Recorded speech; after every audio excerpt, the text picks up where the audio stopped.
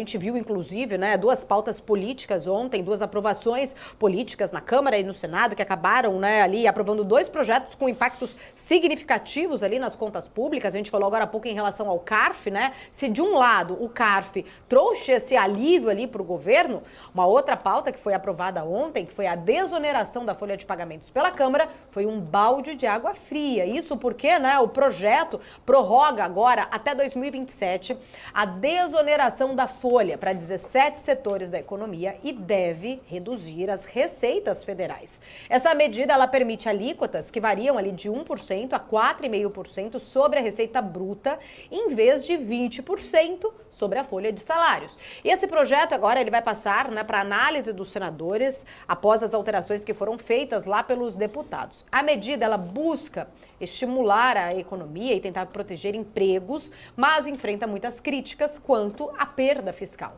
Só no ano passado, a União deixou de arrecadar com esta medida 9,2 bilhões de reais com a desoneração da folha. Felipe, um momento muito sensível, né? Até inclusive a mudança que acabou acontecendo ali de última hora, né, nesta aprovação deste projeto lá na Câmara, é muito diferente do que havia sido já aprovado anteriormente pelo Senado, foi para a Câmara fez essa alteração, por isso agora vai ter que voltar de volta para o Senado para avaliar antes da sanção presidencial. Porém, lá no Senado, ela trazia, além, né, da desoneração destes 17 setores, para municípios até 142 mil habitantes. O que aconteceu? O que aconteceu é que na interpretação ontem, lá na votação na Câmara, houve um entendimento que não só esses municípios de 142 mil habitantes mereciam ali essa desoneração, como todos os 5.568 municípios brasileiros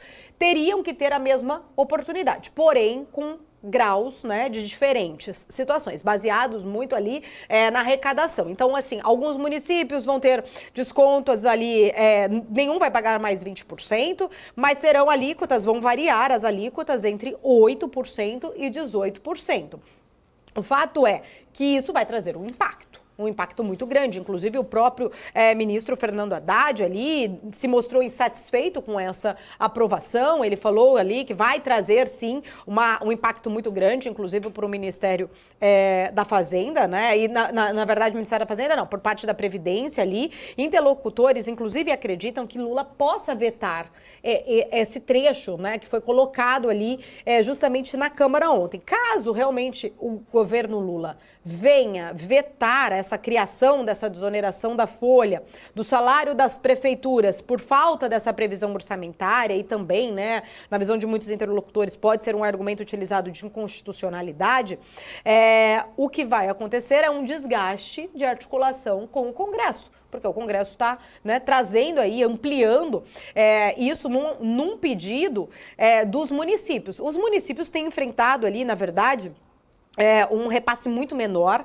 de verbas. Eu até peguei aqui dados que são importantes em relação a essa perda de receita, que foi muito forte, significativa aí para os municípios, né? Olha só, 51% dos municípios hoje do Brasil, eles estão em 51% ali, 51% desses municípios estão no vermelho. Se a gente for olhar em 2022, esse número era 7%. Então, assim, 7% dos municípios estavam no vermelho ano passado. Hoje, 51% dos municípios estão no vermelho. Isso porque, né, a base ali, o fundo de participação dos municípios, né, que é a principal fonte que envia justamente ali essas verbas de repasses para esses municípios, ela teve uma queda de 73%. Isso por conta de emendas, né, enfim, por várias questões. Hoje os municípios estão ali fazendo uma grande pressão e foi feita uma grande pressão ontem dentro da Câmara para que a Câmara então colocasse todos os municípios neste benefício, vamos dizer assim, da desoneração. Se estava antes, lá no Senado, apenas municípios com 142 mil habitantes, agora todos os municípios acabaram sendo, então, beneficiados da forma como o projeto foi aprovado ontem. É claro que o projeto vai para o Senado, há muita expectativa que muito provavelmente não seja, inclusive, sancionado esse trecho pelo presidente Lula, e aí entra uma questão sobre a articulação política, né? O qual vai ser a consequência caso realmente, de fato, Lula vete esse trecho que amplia essa base aí para todos os 5.568 municípios brasileiros. Os municípios menores, na verdade, eles acabavam preferindo o texto antigo do Senado, porque lá no texto antigo, quando se limitava somente a municípios com até 142 mil habitantes, eles tinham uma redução maior. A redução era de 20% para 8%. Da forma como ficou agora na Câmara, tem esse escalonamento. Então, assim, desagrada também parte dos municípios menores, mas os municípios com mais de 142 mil habitantes queriam o mesmo direito que os municípios pequenos sobre essa desoneração da folha. É uma situação muito delicada, porque aumenta essa faixa, né, ali, né, um número muito maior, então a arrecadação acaba sendo impactada. O ministro Haddad, ele falou, né, e trouxe talvez uma sinalização clara de uma falta de uma articulação. O ministro Haddad, ele mostrou um descontentamento da forma, né, como foi aprovado, falou, poderiam ter vindo, conversado comigo, e a gente agora fica, né, tentando entender se por um lado ele ficou feliz ali comemorando do CARF essa arrecadação, por um outro lado é uma conta muito significativa de deixar, né, vai deixar de arrecadar ali uma conta muito significativa caso, né, o projeto seja aprovado ainda no Senado e sancionado.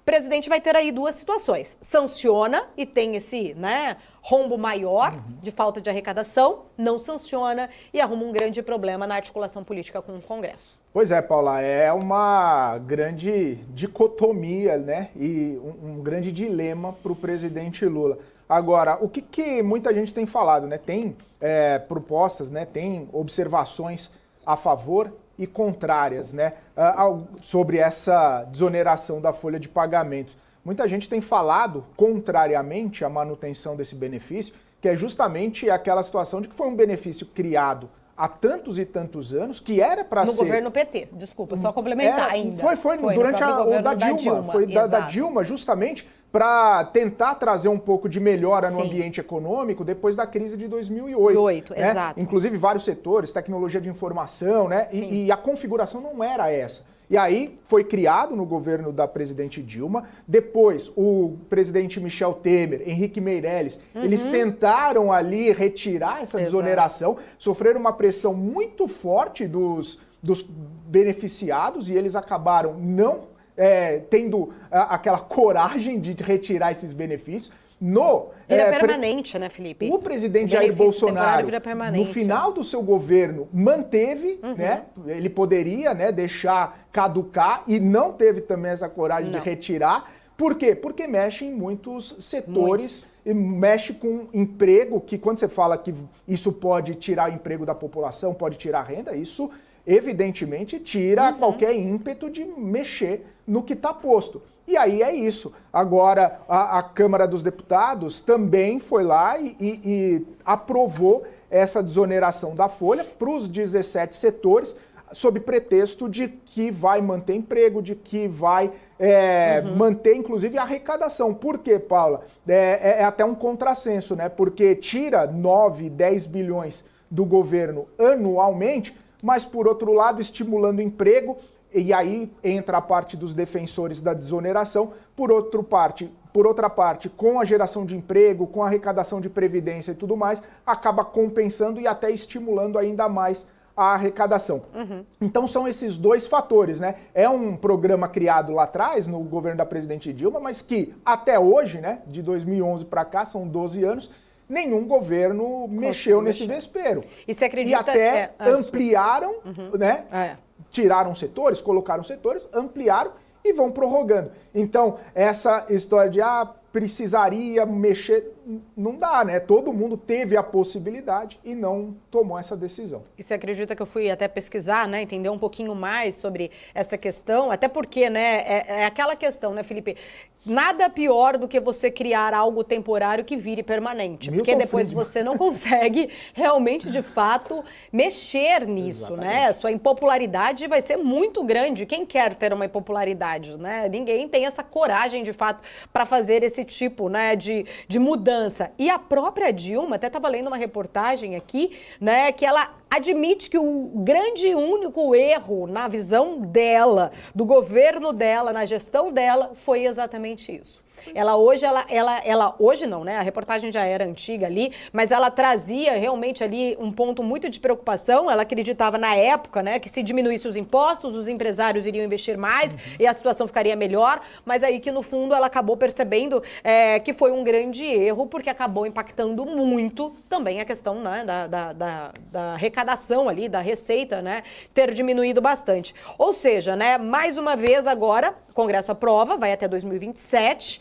Vamos aguardar qual vai ser essa discussão também, tanto no Senado e também de volta ali, quando chegar para a sanção do presidente Lula. Se ele vai ter, de fato, ali a coragem de sancionar como um todo, se ele vai barrar esse ponto muito sensível que ampliou para todos os municípios, que antes a apresentação era, né, para municípios com 142 mil habitantes e que agora são 5.568 municípios com este benefício.